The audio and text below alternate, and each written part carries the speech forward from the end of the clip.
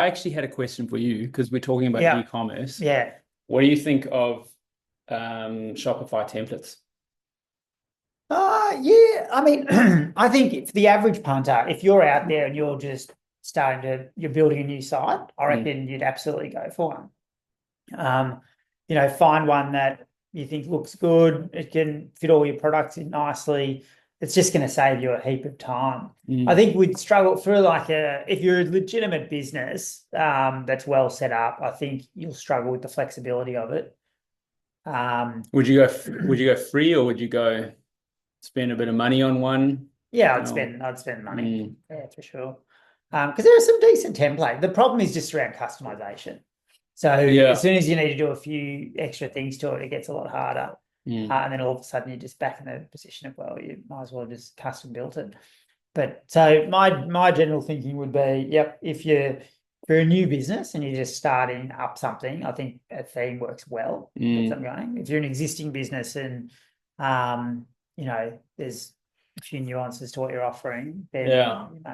you may custom build. And you try go within your own, like, because Shopify offers these templates where you can almost say, oh, I'm a florist or I'm an apparel retailer. Yeah. Like, do you try and stick to your industry or do you just go and find whichever template kind of you really like and then just change Yeah. out the images or So personally, I'd try to find just the templates that I like because I know the structures that I'm looking for. I guess we'll talk a little bit more about, some of those structures today, which we think are good. Because often you'll see, you go, oh, I'm a florist, I'll Mm, go for that. But yeah. then, The the danger is structure that of it can be so different. yeah, the structure, but then the danger is also that I think one of the reasons why you might do that is because you're tempted to sort of go, oh, there you go, website's built, and then you're going to use all the stock images that are there, and you're just going to use Yeah. everything as it is, and you don't want to do that. Yeah. You don't want to use like sort of stock imagery and things. You want to make it your own. So, No, exactly. I and the think, colors and everything. So, yeah, I think you struggle to get the same polish when mm, they're a template. Not because like often the template itself looks good. Like you look yeah, at it and it's in the template yeah, form, you're like, this is incredible. yeah. But then once you've added your own images and your images conflict with the button style or something like Mm, that, and then all of a sudden it just looks a bit just doesn't feel right anymore. backyardy. Yeah. So you just got to be a bit mindful of that. But I think, for the sake of price, Mm, if you're just doing it, if you're just trying to get your own e-com site up going as a mm, starting point, it's probably not a bad one just to test out your idea. mm, There's some yeah. limitations. And then do you have a preference for Shopify over WordPress with WooCommerce? Well, I mean, Shopify is a much stronger platform for e-com Mm, than WooCommerce, just in terms of functionality and the security of it as well. mm, Like just the checkout process of Shopify, much more secure. You don't have to worry about hosting, another mm, benefit as well, like WordPress. So less vulnerabilities and mm, plugin updates that you have to worry about. Yeah, if I was just had to get a quick e-com site up, I'd always mm. go like Shopify What would be or WordPress. interesting actually is if we could see, because I know Shopify published their conversion rates across industries. I don't know if you've Oh ever seen that yeah. report. What was it? Oh, well, they do it. They break it down by industry and by year as well. And so they'll Oh, say, like, if interesting. you're in this industry and Yeah.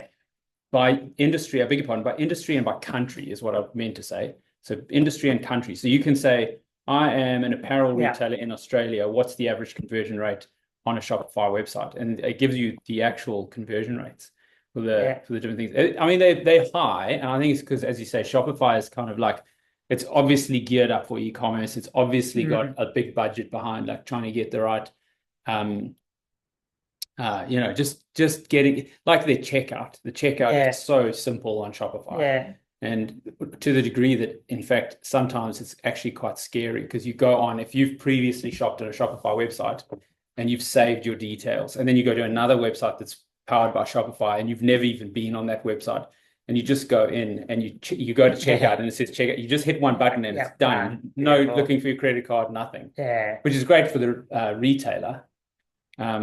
I don't know how it makes me feel though. It's sort of Look, we like, aren't that easy, was a but bit quick and easy just to take my money. yeah. But My sense is yeah, users often just prefer the convenience. yeah, So no, so probably, yeah. much enough. No, that's true. And I guess so that's a bit of what we're going to kind of go over some of the main points of like how do you reduce friction Yeah. on an e-commerce website? Because that's what it's all about. You're going to hear if you ever go to any conference or anything where you've got e-commerce minds in the room and they're talking about e-commerce, you just hear the word friction constantly. And it's like, how do you get rid of friction? How do you get rid of friction? And it's like fewest number of clicks from landing on the page to checkout. Make it as simple as possible. You've heard of the book Don't Make Me Think. There's a famous book. And that's what it's about. It's just about make it as simple as possible.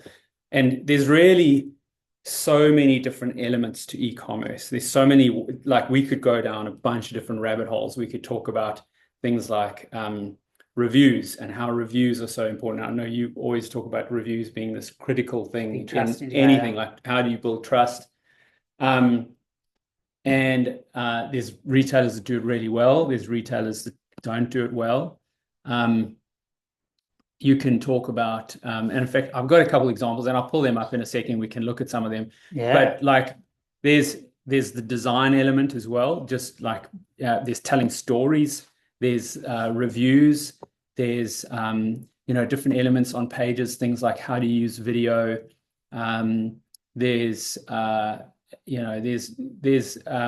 fact, that's a big one. I'll talk about it in a bit. But the thing that always fascinates me though, Rich, and like I'd love to get your thoughts on this as well, but I think that Amazon is one of the ugliest websites. No, well, it's a very interesting thing. I agree. Amazon, I've seen plenty of other like really bad looking sites. To me, it really talks about brand strength and trust. So on Amazon, you kind of trust that, the supplier is legit, or there's some sort of form of insurance for you if you've got it. You trust in the brand, and it's quick delivery. People like free, quick delivery, and they trust in that what they're going to get there is going to be reliable, as opposed to like an unknown site where they don't know anything. And I think the brand strength carries them a lot there. But it is peculiar. I agree. Like, you go. Do you think brands would then benefit from even having on their own website a shop on Amazon button that takes them away from the site to increase that trust element? If it's about just for the sake of going, all right, well, you sell your products on Amazon as well, I'm willing to trust you a little bit more. Be an interesting one to trial, actually. Yeah, I agree. Test it out. I don't know. You're losing your margin. You don't want to do that because you might lose your margin a bit. But it's just just as a symbol, right? I mean, do you really care that they're going to Amazon? I mean, if they're there on your were you paying Amazon fees and things like that? But I mean, if you're doing the marketing, let's say like you're just buried on Amazon because Amazon has so many options, but you know that you can promote your business, but you maybe not getting the conversion rate you want on your website. You could get the traffic to your site and then let them know that they can buy you on Amazon as well. I don't know. I've never tried that. I would be fascinated. I've never tried, but it'll be interesting to see what happens. We'll have to report back if we trial ever do that. Yeah. No, because finally, I just think Amazon is I don't think it's a very nice looking website. And I don't find it particularly user-friendly on the product page itself as well. Like sometimes I find I'm sort of looking around for things on the product page, like where are the reviews? What does this cost? Like, especially when there's multiple sellers and you're like, well, who am I actually buying this from? Am I getting the hardcover or the paper book or what are you buying? But I know, and I've listened to, TED Talks and things where they've got the people who are responsible for the conversion rate optimization on Amazon talking about the mountains of data that they're reviewing, and then and the number of tests that they do, and how that is how they've got to where they've got to with their pages. It's absolutely tested it to the end of the earth. Well, I'm sure they have. So I'm sure. Look, there's no doubt there are going to be some elements of that page where it's been tested. And there's a couple of examples of that I'll give as well today of sites that we just know have performed well over time. So what can we sort of learn from it? Because I agree. Sometimes what looks good isn't always what gets the high conversion. Yeah. Well, I've got a few sites that do look good. I think they look good. This is one of them. And so I'll flick through a couple of these.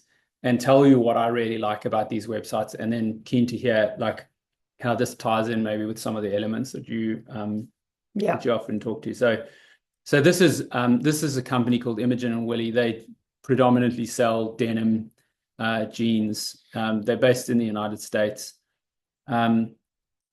And I mean, there's a lot that I really like about these guys, but the main thing that I love about them is the imagery. And I just think they're absolute artists, these guys. And I think that I think, we're talking about the templates that you get on Shopify. Sometimes you get a template, and when you're looking at the template, you get the same feeling that you're getting now from Imogen and Willie, because they've put a lot of effort into making sure that like the color cast that you have on all the images is the same. There's a really good choice of like fonts and just the way it all works together. And then you go and put your own stuff in, and it just never looks the same anymore. And I think these guys do a really good job. The other thing that they do really well is you're talking about telling stories, and they do a really good job of telling stories. Now, I don't know if I'll be able to find it very quickly, but there's a quick little snap of what I'm talking about. Here's an image of, one of the machines running. There's a little blurb about it. Now, throughout their website, they talk about like responsible sourcing. You can go and watch a little video on the actual factory. You can see interviews with actual people in the factory. And that is a big thing in e-commerce now these days. Absolutely, yeah. We've seen that a lot in the user testing as well. That just sustainability and where it's coming from does play into people's decisions. So and responsible sourcing and all of those sorts of things. And it's like, and so these guys do such a good job of that. They kind of call it out. They show you their factories. They introduce you to some of the people who actually work in those factories. But I just think they just do such a good job of one thing you see more and more of now is just more images down the page to get people really seeing what they're looking at, what they're looking to buy. So I think we're seeing more of that. One thing I like there as well, they've got some identity element through the back, which is nice. Like this, which is actually a nice little line.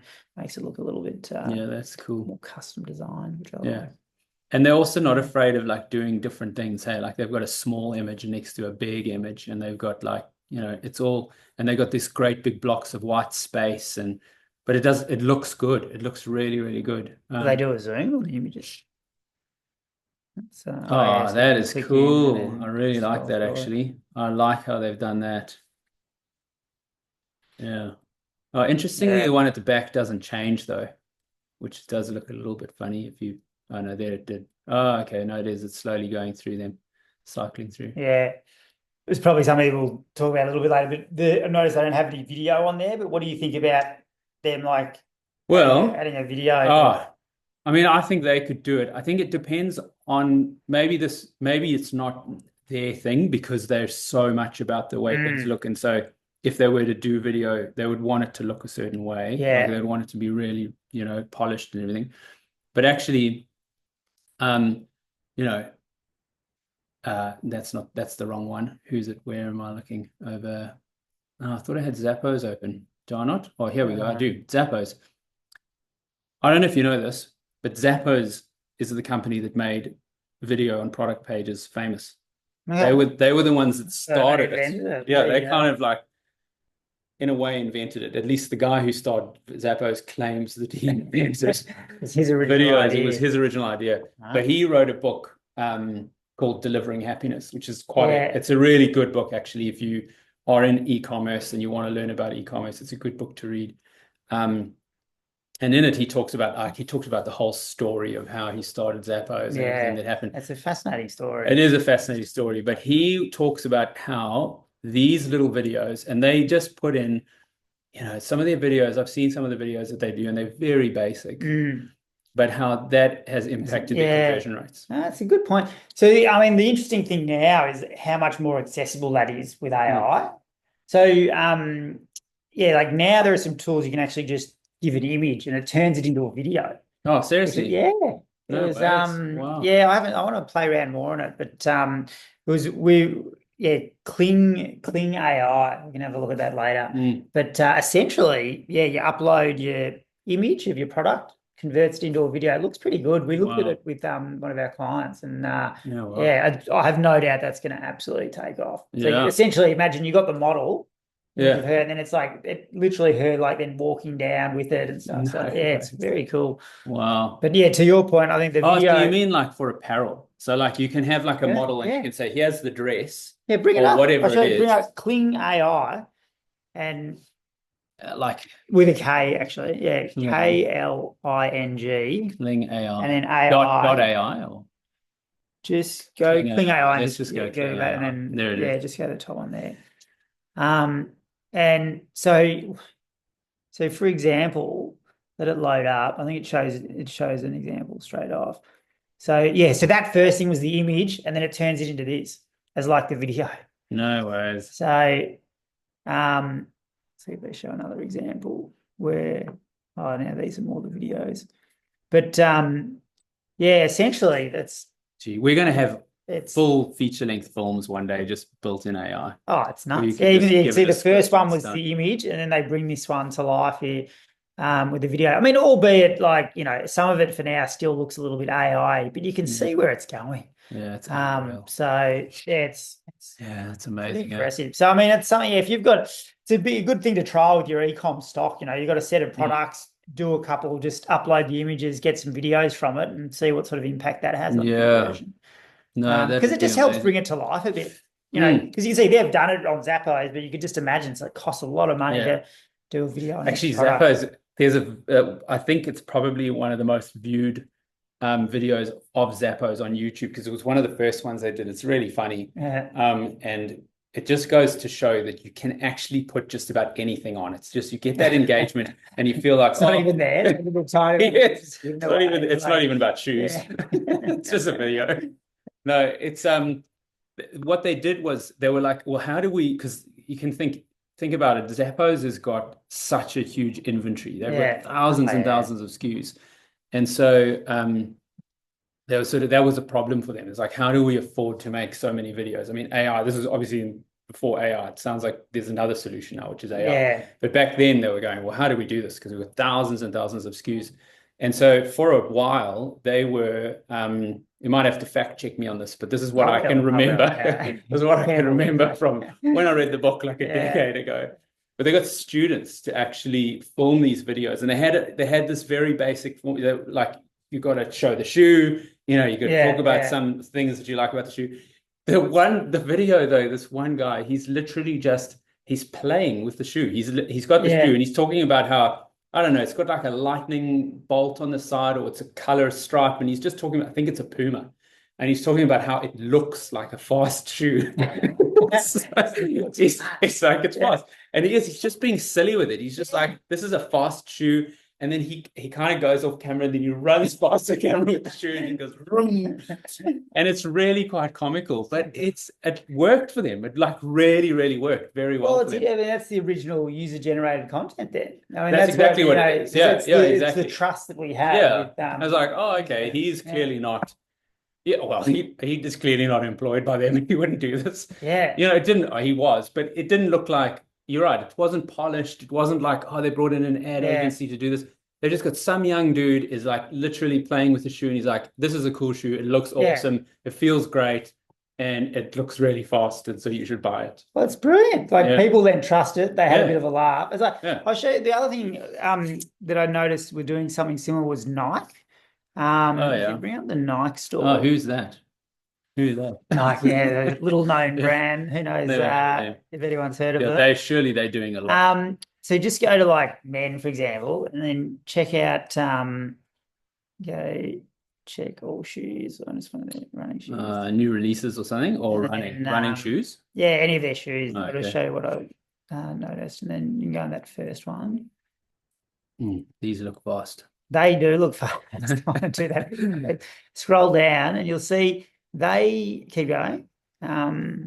This is how others are wearing it. Yeah, it's cool. Like it's like, I mean, I reckon this would be totally scripted. Like I imagine like these are like models that they then dress up. But the idea is because they kind of say upload your photos. They're trying to give you the sense of like these are just other people using it. I reckon it's a really clever way to actually curated like, if you look at that, right? Like they're all like good. These guys are practical wearing the guy, same thing exactly. Same as the coloured shoe. Yeah. Just turned out they just wanted to give themselves a better chance of getting on here, so they dressed Yeah. well. Yeah. So I mean, I imagine this is all state. Look, they've even got their name there. But it'd be interesting to Google them. Chris, Actually, there you is go. that really Chris? Is that David? It's Berendez. There's David again. David. Look at this. They all just, for some reason, decide to wear the same coloured shorts. But to be honest, what it talks to globally for e-com is like, how do you build more trust with your users? And one way is to show other people happy with your product. And in this way, I reckon they've kind of just faked it, but I reckon it still works. Yeah, It's the same 100%. way that, because you can do user-generated content, but probably for every one video that guy does that's super funny and well shot, there's probably 100 that just don't hit the mark. Don't work. I know, you know who used to do it well? I was going to bring these guys up as an example as ModCloth, but I actually, in prep for our conversation, I cannot find an example, which is really unfortunate. It's quite sad because I don't know why it would have changed, but they used to have an incredible community. So like they sell, it's women's wear, they sell dresses and knits and things like that. And you would go onto some of their product pages in the past and you go down to the review section. When you submit a review, you can submit an image of yourself wearing the thing. Yeah. And they had hundreds of them for like every single product that they had. And what was good about that as well is you also, get all different body shapes and sizes as well. And so for a company like that, you could actually go and see what do other real people look like wearing this dress, where you can't go in and touch and feel and put it on and try it on yourself. So anyways, I think they still do a good job of putting their reviews up. I like the way that they've I think it talks to the importance of reviews. But, the question is around trust for that. So you go that they're trying to say, yep, these are verified reviewers. That's why I like the old Google reviews or something where where you go, or even Trustpilot where you go, yep, I know these ones haven't been faked. But definitely putting your reviews on there front and center. Yeah, verified buyer is what you'll see often. A lot of and these are actually plugins. So you get Yotpo is one of the big ones. Yotpo is a very very powerful review engine, and then they're able to do the whole verified buyer and things like that. But I mean, reviews are just so powerful, aren't they? Yeah, like Brooklinen. This is one of your favorites. Yeah. So is this is the big reveal now? No, we're not. I don't know if any of these are the big reveals. There's another one which I reckon I'll tell you is a bit more of a big reveal. This is to build us up. This is still a warm up. Okay. Yeah, this is the curtain raiser. Right. No, well, and so before I even jump in, this is interesting. We've often uncovered that for a lot of the websites that we do SEO on, having something pop up as you land on the page can be detrimental to your SEO. Can be something you got to be very careful about. And it's an odd one, but we just find pop-ups that come up straight away. They can have a real negative impact on SEO. So if you're going to, I get why you need to do them. Give it a delay. What's the technical? It's an interstell something. What's it called? Put you on the spot now. No, I'm not. Think of what it's called. Anyways, pop-ups. I would say give it a delay of sort of 15 to 30 seconds. Delay it or put it on the following page. So the person lands here, you wait until they get to another page. But anyways, the only reason I call that out is these guys, I mean, this is the entire page. You can't see any of their website. When you land on their website, you see the website for a couple of seconds. Straight away. Yeah, a couple of seconds, maybe 2 seconds, and then this slides up from the bottom.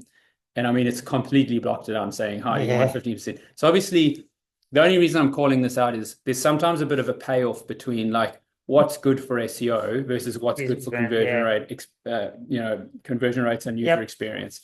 And I'm assuming that these guys, they're big enough to know to be looking at their numbers. I'm sure they're looking at their numbers. This obviously is what's more important to them.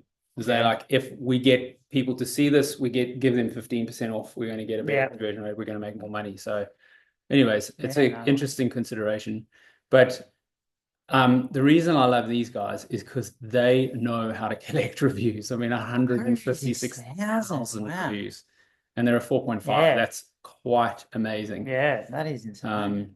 I mean, and there's a few businesses that do this, but these guys so Brooklinen is a retailer in the United States. They sell bedding, basically. Yeah. And because I mean, you'd know well because you used to work for another bedding company here. But were you able to get reviews? Not to that degree. Like absolutely, we got a lot of reviews. We did, and I'd say again, like with things like reviews, there's a few of them, but especially reviews, you often want to work with a third-party provider. Yeah. It's the best and easiest way to collect, lots of reviews because it builds into your whole e-commerce user journey where it understands if a person's purchased a certain thing, or they've viewed certain products, how frequently they buy from you, or and it's got all these different triggers that determine how it then requests for those reviews. And then you can build into it journeys where you even can offer people something as a gift for writing a review. So if you feel that a review is, of great value to get a certain number of reviews, you can send them an initial email, which says, it might be your post-purchase email, which is just saying, we've received your order. It's not, one thing is you don't want to send a request for a review until you know they've received the product, because that's when you get huge amounts of complaints. And we would, I've seen that in other retailers that I've worked for as well. I've seen it happen where you send out a thing and then that's when you get people saying, I haven't even received it yet. And, you already. It's not post-purchase, it's post-delivery. Post-delivery, I beg your pardon. It's post-delivery. So they've received it. Then they get the email saying, would you write a review? And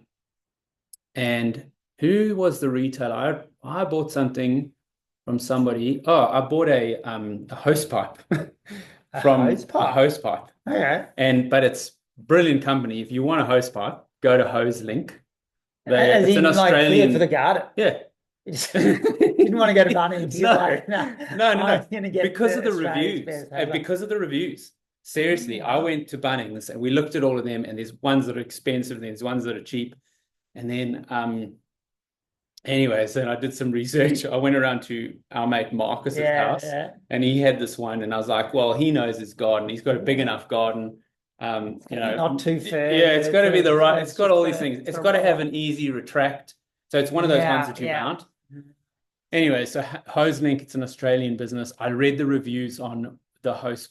A lot of hose pipe reviews for the Bunnings hoses, and they were shocking. Like they were really bad. A lot of them were really bad. The reviews were really bad. There wasn't anything that was like really impressive. Anyways, HoseLink, let's see how many reviews they've got.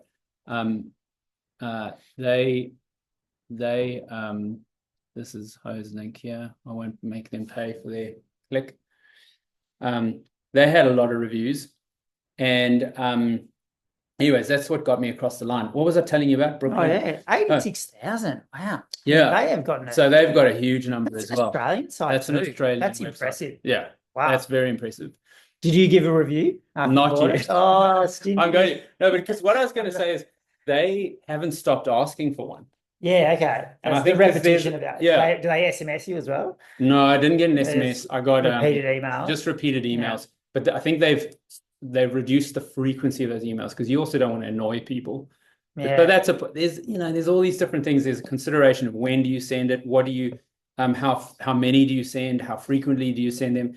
But the thing that we've always found works really well is a competition. And the trick with competitions is you don't want to make people feel like they have to write a 5-star review to win the competition, because obviously that's like manipulative. Just go in the draw. Yeah, exactly. Well, so what we would often, the way we would word it, and this is, I would encourage other retailers to do the same thing, is basically the most helpful review is the review that wins. Yeah.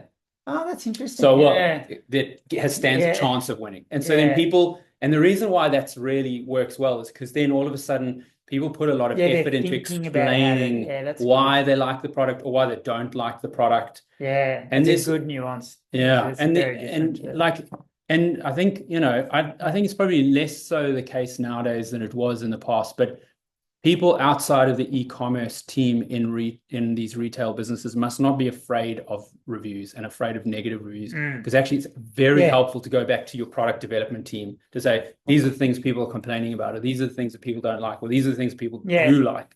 But also just believability. Like the honest truth, like 86,000, if that had been 5-star reviews, I'd be going, oh, hang on, can that be true? So you want, I mean, most users kind of search the same way. We go, yep, you look positive. Let me read 5 bad reviews, and you want to go through and sort of read what they are. But if there are no bad reviews, you're like, That's my go-to actually. Whenever I'm doing it, I always go and say, show me the 1-star reviews. Yeah. In fact, is it worth doing a few 1-stars that are kind of good bad reviews? Exactly. You go. I read a very funny review actually, because we're doing our own sort of DIY around the house. And we had a wallpaper that we had to remove, and then you've got to sand the wall after you do wallpaper before you can paint it. So I had to get a wall sander from Bunnings. And so I went on and I read the reviews, and this guy had obviously put a lot of time and energy into writing a review. It was quite funny. I won't try and repeat it here. But it was quite funny. He was just describing like what it was like to use this wall sander. It was impossible that I gotta hold it steady on the wall. And he was just describing it, and you could see he was like getting frustrated as well. Like he said, one of the things he said was like, I just wanted a wall sander. I'm not trying to remove barnacles from the side of a ship, He's like, the thing is way too powerful. But just simply reading those, there were like 3 1-star reviews. Reading those, I was like, 3, I can live with that, because there were quite a few that were like 4s and 5s. Yeah. And then I could also quickly see what were the issues, and everyone had the same issues of those 1-stars. They were like, they can't control it, it's bouncing around the wall. And I was like, I'll give it a go. Like yes, I reckon I'll manage. It's a good test. So but pleasant surprise. It looked to me as if, because when I went and bought it, the image online and what they complained about, it looked as if it was the new model. Yeah. And they had moved things around. So they complained, one of the things they said is it's hard to control, and it had a handle coming off here and a handle here. The new model had like this central handle. So I was like, okay, well, they've thought about that. And the other thing they said was it's just got one speed, and it's like 2,300 reps per minute. So it was impossible to control it. There was a speed control in this one. And I thought, oh, well, here you go. Here's a company that's actually reading the reviews, solving it. Yeah. So that'll be the review that I write. As I'll say, no, they've solved it. So it'll be very valuable. No, reviews, I reckon reviews have got to be, is it the most powerful thing in e-commerce? It's got to be up there. It's quite a claim, but I mean, I reckon it's the most important thing. It's got to be. I mean, I go as far as saying, trust is the most important thing. Yeah. And whether we see it in brands, when you talk about Amazon, all the reviews. So I think that's one of your key drivers. Yeah. Absolutely. I reckon for me, I mean, I can be on a website that I don't really know the website. I don't know about the structure and stuff, but I can see reviews that I believe are real reviews. All right, I'll buy this thing. Yeah. Yep, let's definitely don't underestimate. Yeah. So anyways, these guys are good at collecting reviews. The other guys are good at collecting reviews. Now, the question I have for you is, somebody like Appliances Online, they win a lot of awards for e-commerce. Here in Australia, these guys win lots of awards. What are your thoughts on their website, though? I must be honest. I do have a question mark over what it is that's working for these guys. That's so.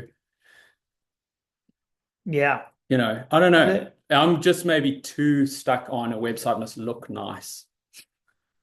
When I look at it, the UI doesn't look amazing. I agree. It looks busy. Some of the formatting kind of looked a little bit off. It's very distracting.